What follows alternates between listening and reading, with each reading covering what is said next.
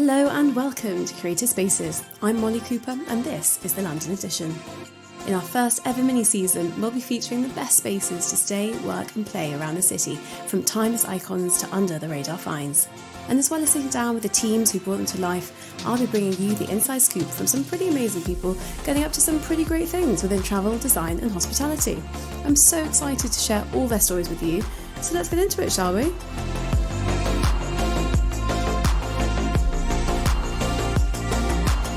We may be halfway through the London edition, but today's Snapshot episode has a distinctively Gallic flavour. While French cuisine is celebrated across the world, in recent years things have been moving in a decidedly small plate Ottolenghi-esque direction, leaving the humble bistro increasingly sidelined. However, with a cluster of new openings in 2023, it looks like La France is back on the menu, and here to tell me all about it is freelance food journalist Tomé Morissey-Swan. Tomé, it's such a pleasure to be chatting with you today. Welcome to Curated Spaces. How are you doing? Yeah, I'm good, thank you. Very well. How are you? I'm good. We're having a real spate of crisp, cold English weather, which is my favourite weather. But before we talk all about French food, I'd love to hear a bit about you and your background and hear how you've ended up freelance food journalism. Yeah, so I spent 6 years working at the Telegraph. I started off as sort of general features lifestyle reporter, doing all sorts of things, but within that, food was always quite a big part of my job, which was great because I love food. I love writing about food. I love eating food. And by the end of my time there, I'd sort of become assistant food editor, and then I stepped in as food editor while the editor went on maternity leave. And then January last year, I just decided to go freelance because I wanted, have a bit more freedom. I wanted to write for different publications. I wanted to, I just thought it was a good time in my life to make that move. Yeah, oh, it's so exciting. I love a hustler. This is so fun. And from that has come this amazing article you wrote about the rise or the resurgence of French cuisine. So I can't wait to get into it. It feels quite apt to be talking about it right now. I know Le Gavroche has just closed, but it feels like obviously French cuisine has been at the forefront of like world standards for so long. But then there's been all these shifts recently, and then finally it feels like French is back, centre of attention. So I'd love to hear a bit about what inspired you to write this article, what things you've been seeing on the food scene. Yeah, absolutely. So, like you say, French food has been sort of, one of the main global cuisines for over 100 years, probably since the 19th century. So I think it wouldn't be fair to say French food ever went away in the UK. It's always been, one of the most popular genres or cuisines to go out to eat for. But I think, like you mentioned, there was a period in sort of maybe from the early 90s where it kind of wasn't that cool anymore. And, a lot of other cuisines started to emerge, which is a good thing. So sort of Italian, Southeast Asian, fusion cuisine came in the 90s. And then in the noughties, it was sort of Ottolenghi and small plates and Middle Eastern. And it's great that London and the UK has a much more diverse restaurant scene these days. But yeah, like probably in the beginning of 2022 and then into 2023, I really noticed how many French restaurants were opening again in London. And I just sort of wanted to explore why that was. Yeah, it's so interesting. And I think when you do say French cuisine, you do have these certain things that pop to mind. You either think there's like cozy little Parisian bistros where you get shoved in and closed in by the table, or super fine, elevated affair with like crisp white tablecloths. Mm-hmm. And actually, I don't know what you think, and I'm sure we'll talk about all the new openings, but it feels like there's slightly newer, grittier, cooler French. Would that be fair to say on the scene now?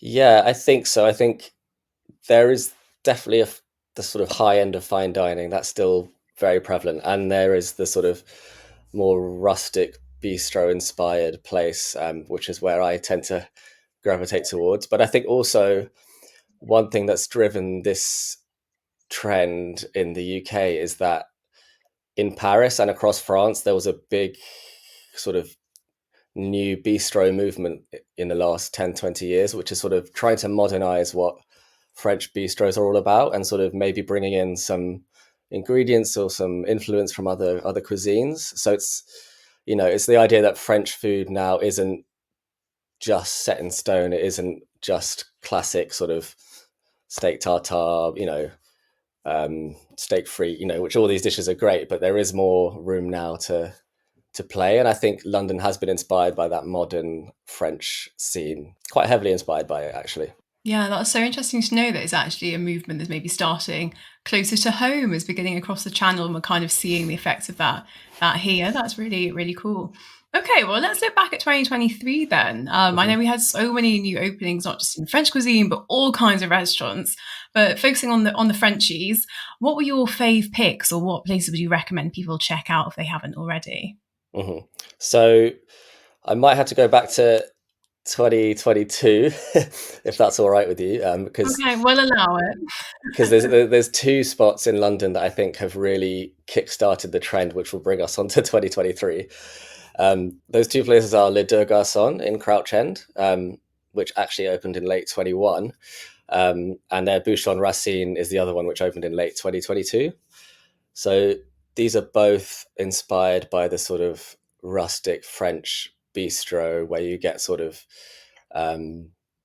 confit de canard or steak tartare or onion soup, with good wine and very small intimate restaurants, and both these have just been wildly successful. So Bouchon Racine, I would say, is probably the most successful restaurant opening in London in the last year and a half, and everyone who's anyone, I guess, has gone there or tried to go there, because it's hard to get a table sometimes. But I think that these two have really sort of shown how there's a big appetite for sort of rustic, comforting, nostalgic food in the sort of post-COVID world. Oh, that is so interesting. And actually, thinking back to COVID, almost pre-COVID, you had these huge, big open restaurants where you'd go, you'd pile in, they'd always be super central London. And actually, since COVID, people are going to smaller, more local, slightly more out of the centre, nearer home. People aren't in the office 5 days a week. And actually, it feels like these little neighbourhood bistro restaurants are quite well positioned to sort of jump on that, or provide people with a slightly different dining experience to what they're looking for pre-COVID almost. Yeah, absolutely. And not all of those are French. There's been restaurants like that in several cuisines, but I think people do want somewhere where they feel very at home, they feel welcome, they feel like they can be a regular. It's not super expensive, they're not cheap, these restaurants, but they're not, it's not fine dining. And yeah, I think that has been one of the biggest shifts since COVID. Absolutely. Okay, well, let's move on to 2023 then. So the seeds are sown, and then we saw this spurry of activity. Tell me about what caught your eye and where you ate and you'd really recommend. Yeah, so what caught my eye first, actually, and I wrote a slightly different piece earlier in the year for the Telegraph, was rotisserie chicken, especially French rotisserie chicken. And a lot of places in London started serving this either as sort of the only dish on their menu or within part of a wider menu. So last year, a couple of places that did rotisserie chicken were Story Cellar, which opened in April. And that, it's the chicken's fantastic.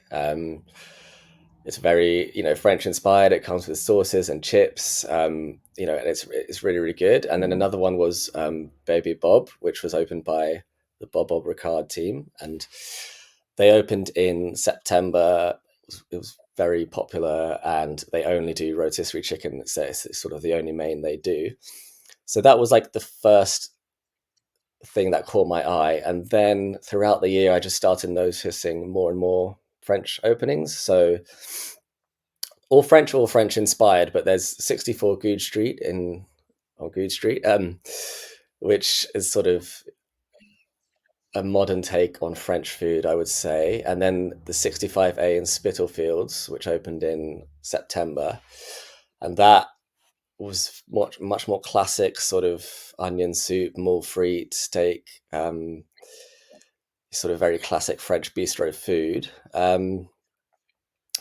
Yeah, and then I'd say there were a few very grand openings on the more fine dining, high end sort of side of French cuisine.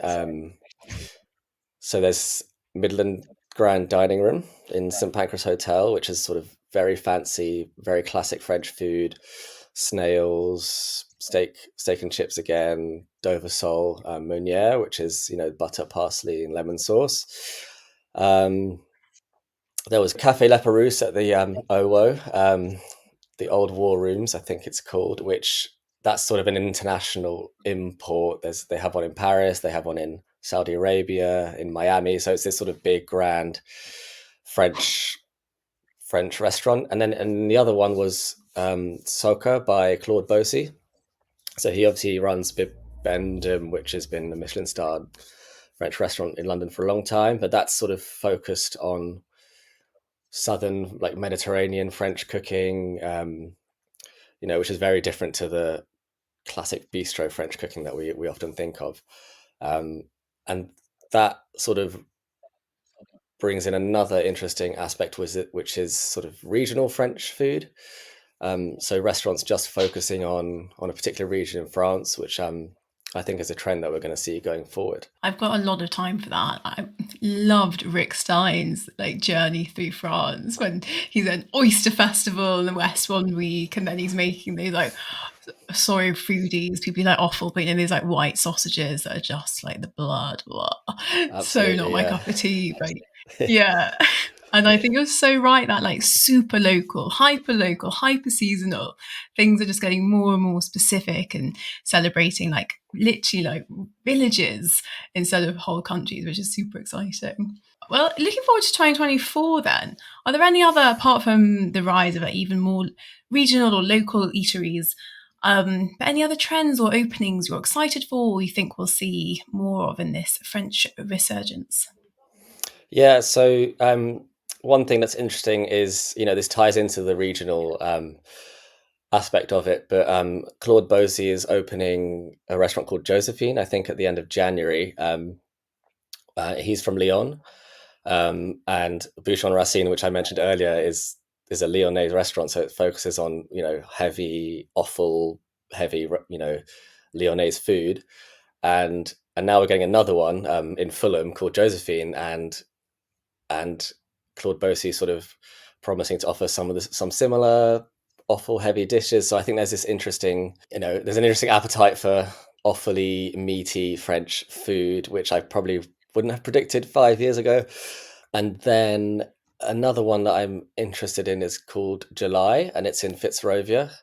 It will be in Fitzrovia when it opens in spring. And that is that's going to be a wine bar, which is another aspect, I think, is that a sort of emerging interest in wine has played a big part in this, obviously, because French is one of the, it's the world's most famous wine producing country, really. But this restaurant is going to focus on Alsace, so it's going to have a slightly German French sort of mashup, which I think is going to be really interesting. Yeah, and then the other thing is, I think it's not just London. There's lots of places already opened or opening outside of London that focus on French food, and I think one to look out for this year is going to be Bavette in Leeds, which is opened by a chef and a sommelier who've both worked in London for a long time, but they're moving up to Leeds and opening a sort of very classic French bistro there, which I think will be one to look out for this year for sure. Love it. If ever you needed a reason to get on that train and go up to Leeds, here it is. I think it's so exciting, and I'm actually feeling quite peckish now for a steak frite or rotisserie chicken. It's been such a pleasure chatting about all things French cuisine with you, Tomé. Before we do go, I do have a little closing tradition of a quick fire round, if you're ready for it. Let's do it. These will be food and France themed. Okay, so first up, snails, yay or nay? Absolutely. Love snails. One of my favorites. Really? Yeah. Wow. Les Deux Garçons do amazing snails with lots of garlic and butter. So yeah, no, I'm all for it. Okay, I'm into the garlic and butter. Maybe I need to give them another go. Lots of bread, garlic and butter, it's fine. Okay, Okay, top tips taken. And then in France, what are your favourite regions to go to or that you could return to time and time again? So Lyon, probably, and the Savoie, which is sort of the mountainous region towards the Alps, not far from Lyon. I think that's probably my favorite place I'd been to in France. But I've never been to Provence and I really want to go. So maybe that's one for this year. Yeah, surely they need some more food articles written down there. You should probably go suss it out. Absolutely. And are you more of a cheese and savoury person, or are you all about those patisseries in the boulangerie? Cheese. If I had to choose, it would have to be cheese. But I wouldn't say no to some patisserie alongside it. But no, cheese would come first for me. Okay, cheese is first. And what's one French dish that you think everyone should try to create at home? I think that people should go for choucroute garni. So it's maybe something not everyone has tried. It's from Alsace, so it's slightly German inspired, but it's basically sauerkraut stew with sausage and pork. And it's so comforting, it's delicious, it's quite easy to make. So yeah, try that, especially in winter. That sounds delicious. And actually, yeah, quite German now. I see what you mean about the fusion. Yeah. And then looking ahead, 2024, what's one restaurant you're dying to eat at? So I think that the one I'm most excited about is July, which I mentioned earlier, which is a sort of Alsace-inspired wine bar. I think partly because I love the wine from that region, really good Riesling and other wines. So, and then because I think it will have this slightly different take on French food, inspired by the region, which has German influence, which I think will be really interesting, and I think people will be very excited about, and I'm very excited to try it too. I love it. And so on brand with this growing regionality, celebrating the uncovered pockets of France. I love it. What a note to end on. Thank you so much, Tomé, for talking to me today. Thanks for having me. Have a lovely 2024 eating all these amazing spots. Thank you. I have to try to get to all of them. Yes.